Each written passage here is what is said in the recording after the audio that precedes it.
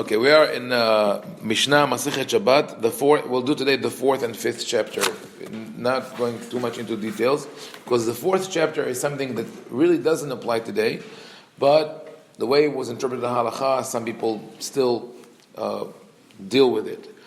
It starts like this: Bameh tomnin uvameh en tomnin. That what could you hide the food in? You know what you could sort of like wrap the food in. And the understanding of the Latmin is to bury, right? But right for them it was bury in a heap of something. Yeah, means to bury. Okay. Tomnin et hamin. Right. Atfin. Okay.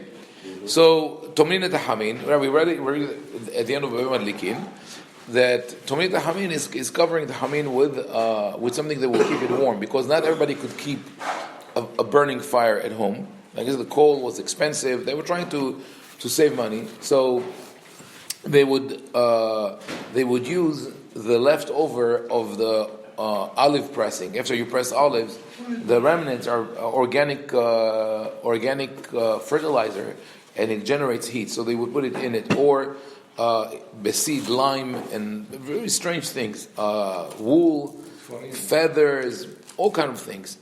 Now, why wouldn't you be able to do that? There are two different opinions. One in the Yerushalmi Talmud, one in the Bavli Talmud. The one in the Yerushalmi Talmud makes much more sense. It says that those materials in which people would put the food would sometimes generate so much heat that they would boil the food. And if you take it out on Shabbat and it cools down and you put it back on Shabbat, you are boiling food on Shabbat, which is not allowed. And that makes a lot of sense. But however, in the Talmud Yerushalmi, in our Talmud, they already were with the understanding that there is a list that we discussed in the 7th chapter of 39 melachot, and one of them is cooking. And they could not equate putting a pot in a material that's not burning, just generating heat, as cooking. So they interpreted this whole Mishnah differently. They said, "Haba lesalek edera me'al gabe kira be'erev Shabbat ultomna bedavar acher. Amru Chachamim en tomnim bedavar amosif hevel el bedavar ama'amid hevel." They say this whole thing applies to preparing food before Shabbat, and the food is already cooked. Now you want before Shabbat to put it in something that will add heat. That's not allowed, only in something that preserves heat. Why? Because if you do this, you might end up putting the pot in hot coals or ashes, and that would lead you to also cook. And already in my mind, it raises the question that is called gezerah l'gzerah. That's a secondary decree. Don't do A because it will lead to B. But B is not forbidden, but it will lead to C. So that's called gezerah l'gzerah. You're making the third act forbidden, so it wouldn't lead to the second or the first. He says, no, it was all included under one decree. Fine, but that's how I'm not going to go into all the details of that in the way of the Mishnah, but the way it was interpreted in Halacha, which I think was taken out of context, was that even covering the hot water on Shabbat would not be allowed. We used to put blankets around the pot, around the... No, it is allowed. All the Sfaradim do that. All the Sfaradim, Sephardim do that. Ashkenazim say, no, you can do it. It's called Hatmana. That's a different interpretation of the Mishnah. But definitely it's not Hatmana. Why? Because it's standing on a source of heat. The plata or the... Right, it's not covered all over. It's not buried in it. Now, some people do it also with the crock pot. I saw before they put the crock pot inside, they roll a couple of balls of aluminum foil and put it at the bottom so it would not touch the bottom of the heater, so it's not fully covered. But even that is not part of the Tumni. But this is the process. This is how halacha gets out of hand. Anyway, so this is the fourth chapter. The fifth chapter is something that is completely unapplicable to us. I mean, almost unapplicable to us, except if you have a pet, you have a dog, and that is about animals carrying stuff into the public property on Shabbat. So the Mishnah starts with this: Bameh behema yotzah, uvameh ena yotzah. What is an animal allowed to carry to the public property, and which accessories it cannot carry? Now, here also we have the same problem, that the original Mishnah was written from the point of view of trying to eliminate as much work as possible on Shabbat, and that included for them for an animal to carry is part of the prohibition. But the Talmud already came with a different mentality. That is the list that I mentioned, and they said it must be something more severe than that. And they said that Adam metzuveh al shvitat be'emto b'Shabbat. The way they interpreted the Mishnah is that one's animal must rest on Shabbat, and therefore any excessive burden that is on the animal on Shabbat is like work. It's as if the animal is working, and it is not allowed, which really doesn't hold ground when you think of it, because later on the Mishnah will give an example of a thread. They used to tie a thread between the horns of the cow to mark ownership, and they say this is a burden. It's not a burden, even for a human being to carry to have another piece of thread or a bracelet is not a burden. So for an animal which is much stronger, of course not. So this is not what the Mishnah had in mind, but that's how the Talmud, which is the later generation, how it's interpreted it. Now, what is interesting also is that when you read all this, as we'll read through the Mishnah, and you try to visualize the street or the public property in the time of the Mishnah, wouldn't be something that we think of as appropriate for Shabbat. Because they describe camels and donkeys and horses going through the streets, not only on their own, even with someone leading them. Here, it says, "Yotzeh gamal be'afsar v'na'aka b'hatam." You could lead a camel with the muzzle, and a female camel with a hatam. Hatam is from the word hotem, nose or snout, and they would put the ring through the snout because it's very sensitive. This way that's the muzzle. The hatam is a ring that goes through the nose, through the snout, because it's very sensitive. So you could hold an animal with a slight pull, it will hold it back. Veluv the kis bifumbia, and the Libyan donkeys need a stronger, like an iron muzzle. And here it's interesting to see the commentaries that Pershut Tosfot Zal Luvim al Shem Shehem Mitzrayim. Why are they called Libyans? Because they're from Egypt. Right? Strange to us. Right, no. So we know that Libya and Egypt are, one continuum that is, Egypt leads into North Africa. But they didn't know. Those are commentators who lived in Europe. For them, Libya and Egypt is the same thing. But the reason why they highlight the Libyan donkeys is because they're very, very strong. So ונמשכים, וכל בעלי אשר יוצאים באשר ונמשכים באשר, and all those who have collars can go with the collar and on Shabbat, and also there are some rules regarding Tumah v'Tahara. Then they speak about a donkey that could go b'marda'at, it could have the saddle on,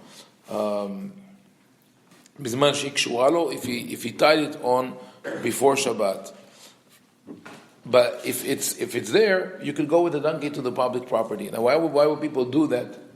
You can't carry on the donkey anything. You can't ride on the donkey. Maybe people just did it because the animals needed space to go. It's worth it to mention here that in modern halacha, pets are muktzeh. You cannot touch them on Shabbat. You have a dog, you have a cat. Those are usually the animals that you would touch or carry, or a bird. You're not allowed to touch it on Shabbat because it's muktzeh. And I know a lot of pet owners who are observant, who feel very uncomfortable with that. they feel that they are limited. Now, what is the reason for that? Can one change the halakha on that? Obviously, I mean, there's something that we have to have in mind when we think of pets in antiquity. Let's say in the time of the Mishna, do you think people had pets as pet cats or pet dogs? No, everything was straight, right? Why? They didn't have it. They didn't have them because they had trained dogs. They did. We know that. They speak about kelev kufri, the dogs of the village, and the wild dogs. I mean, dogs have been domesticated, thousands of years ago. But if they had them, they had it as guard dogs, not as a pet that you keep at home to help you relax and to keep you company, for very simple reasons. Those people were surrounded by animals all day long. Yeah, true. They work in the farm. They work in the field. They have donkeys and ducks and geese and chickens. They don't need another animal at home. If they had animals at home, usually it would be a chicken. They speak about a rooster that flies around the house and topples the dishes and all that. That was the common thing. Dogs were not. There was just not a necessity. Now that our life has changed so dramatically, we moved into the cities. People are detached from nature, and people need that company of a dog, right? As a friend, as a companion, as a means to relax and all that. You can't say that the dog is muktzeh. That's it. Back then, you would handle a dog only for work, but not for Sometimes even handicapped dogs. Yeah. Oh no, obviously. So I'm just saying this is something that that with changing reality, you also change your perspective. And I think we mentioned that regarding other things, that have changed. You take another example, using watches on Shabbat. I'm not talking about electric or self-winding or any battery. The traditional mechanical watch or the pocket watch, right? With the one that comes on a chain, right?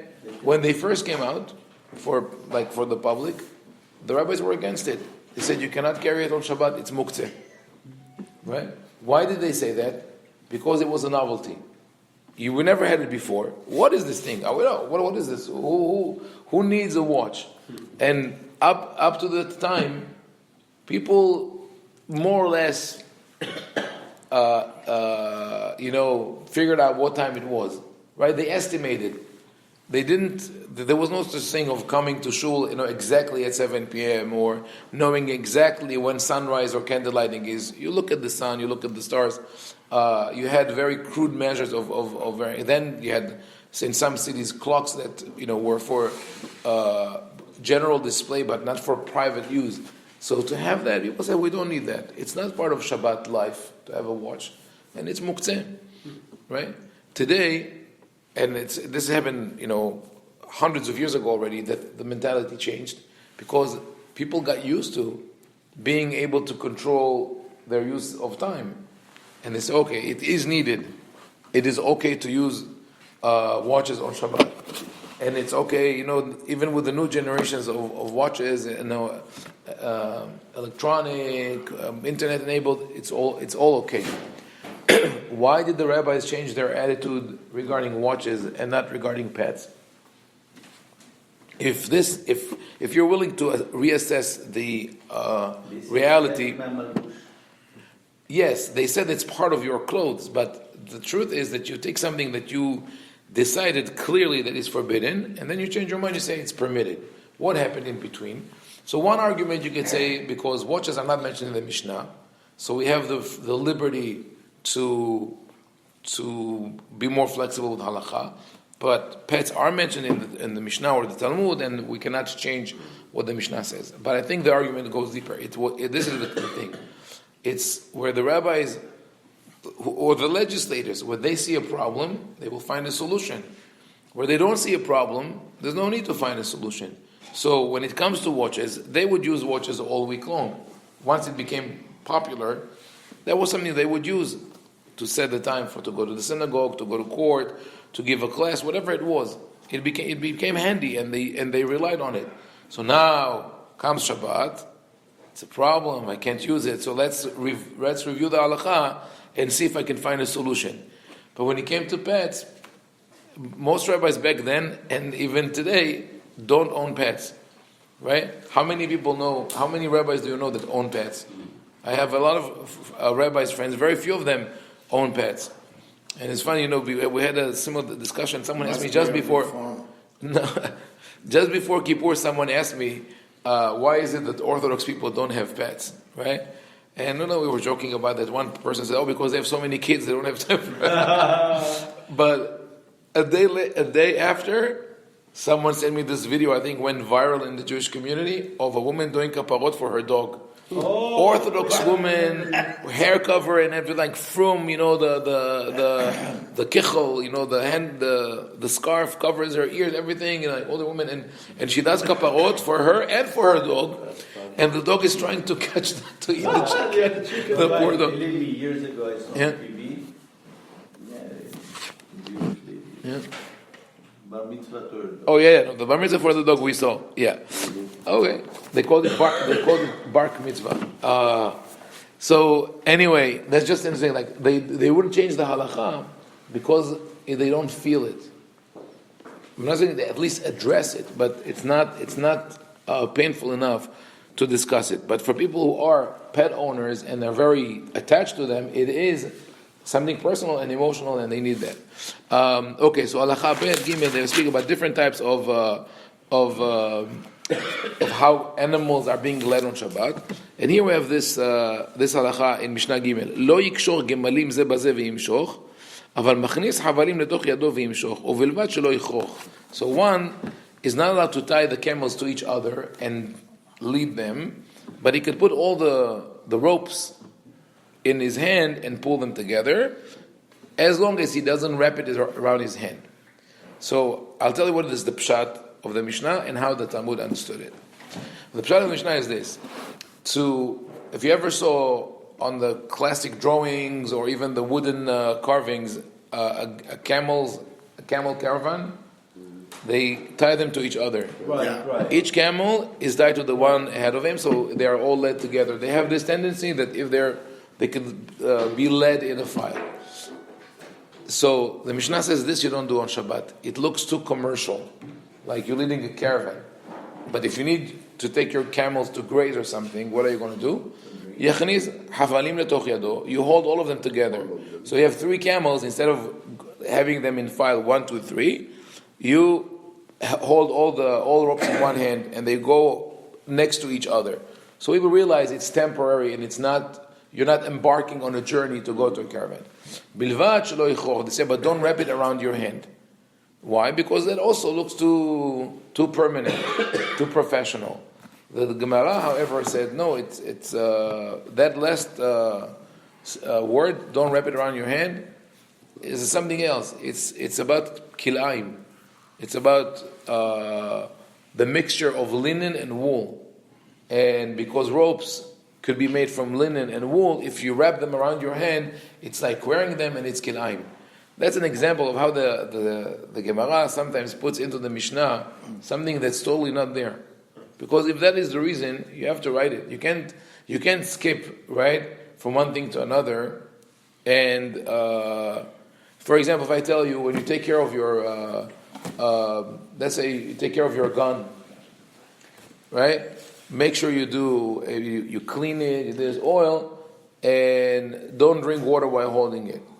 And then tell you, it's not about the maintenance of the gun. Don't drink water is because the water is polluted. There's no connection. And all it applies to one. So here you say, on Shabbat, hold the ropes like that. Don't wrap them. Why? Oh, that's not about Shabbat. That's every day. You're not allowed to wrap because it has sharpness. So it doesn't really fit the Mishnah. Besides, there's another problem. Nobody makes ropes of wool or of linen. Think about that. Ropes were always made from a cheaper material, from tree fiber or anything like that, or from thick fabric plants. Maybe from wool, but definitely not from linen. So that is not the interpretation of the Mishnah. Now, then they go on to other. The Mishnah goes on with other examples of what one is allowed or not. They speak about donkeys, about roosters, rams, and at the end of the chapter they say this: "Lo para be'ora kupad, velo birtzuah sheben karnea." They used to tie around the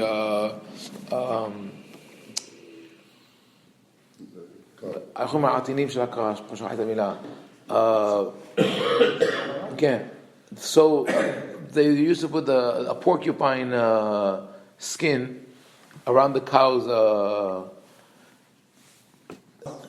udder. Yeah. So around the cow's udder, they used to put as protection the hide of a porcupine. This way, other animals would not come. Yeah. Also, the cow is not allowed to have a thread, like a colorful thread, tied between its horns. They used to do that to identify the cow or to as decoration. It's more like today's luggage. Everybody has. A couple of years ago, someone came up with the idea of tying a colorful a piece of rope. Now. And for a while it worked for us. Then we went. Everybody's doing that. So again, you have the same problem. But then they did it with the cows. And the Mishnah says, "Parato shel Rabbi Elazar ben Azariah, hayta yotzah birtzuah sheben kranea shelo birtzon chachamim." The cow of Rabbi Elazar ben Azariah would travel in the public property with the thread, and it was against the will of the rabbis. So the Talmud, our Talmud Bavli, says. How is it possible that the rabbi did that Rabbi Elazar, the other rabbis disagree with him, he should have removed it? They say no, it wasn't his cow. It was his neighbor's cow. But because he didn't rebuke his neighbor, they attributed the cow to him. Say it's as if your cow did that. And one of the commentators also adds he had many properties. You can't say that he had only one cow. But this is not what the Talmud Yerushalmi says. It's interesting, like a different interpretation. Talmud Yerushalmi says this. תנא רבי יהודה בר פזי אמרו לו או עמוד מבנותינו או העבר רצועה מבין קרניה. אמר רבי יוסי בי רבי בון שהיה מתריס כנגדן. And they say that they told him, remove it, take it out. And he would say, no, I will not. Meaning it was not just an oversight. He didn't realize that his neighbor is doing it. He believed that it's not a problem. So the whole chapter in the Mishnah that we read, that they say that the animal can go with this, with that. Rabbi Elazar ben Azariah, who's a major scholar, and he was the one who was appointed as the head of the Sanhedrin after Rabban Gamliel was removed with the dispute with Rabbi Akiva and Rabbi Yeshua. He was one of the leading scholars. He didn't hold by that. He felt that it is an unnecessary prohibition, and he went against them. Amar Rabbi Hanania, פעם אחת יצאת, והשחירו שיניו מן הצומות. He said, no, you're mistaken. Now they're trying, that's the next generation, trying to defend him. And they don't want to say that there was a dispute about such an essential thing. So now we have to clear that. So one of the explanations is the one that is later on mentioned in the Bavli, that it was not his cow, but his neighbor's cow. Another explanation is, פעם אחת יצאת. It only happened once, not that it was done on a regular basis. And he was not fighting with the rabbis. To the contrary, he felt so bad that it happened even once, that he was fasting and for days on end until his teeth turned black. Meaning, so now, a reverse reading of the story. Instead of Rabbi Elazar ben Azariah, defiant, independent, telling them this is not how you do it, they make him into someone who's submissive. No, I made a mistake, and he's now there's another interpretation. It's really crazy. It's not. It wasn't his cow. It was his wife. God forbid. No. The commentator says, why is he saying that? Apara. So one commentator reads it differently. That the cow belonged to his wife.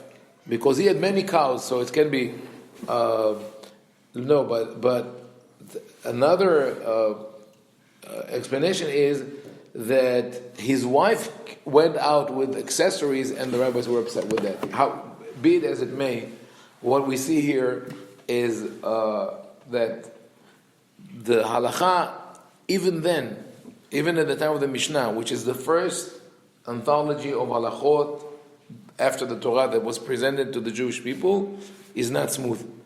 There are many disputes within the Mishnah, and even behind the scenes, the interpretation that gets to us, there are problems, and on top of that, where there are sometimes disputes at the core level, like here, Rabbi Elazar ben Azariah disagrees with the rabbis regarding the whole chapter, but they're trying to cover up for it because it's not presented well for the people to think that there is such a mahlukot. So it teaches us, like I said, I always say that we have to do really thorough research with the halachot before we rush to say that certain things are forbidden, etc.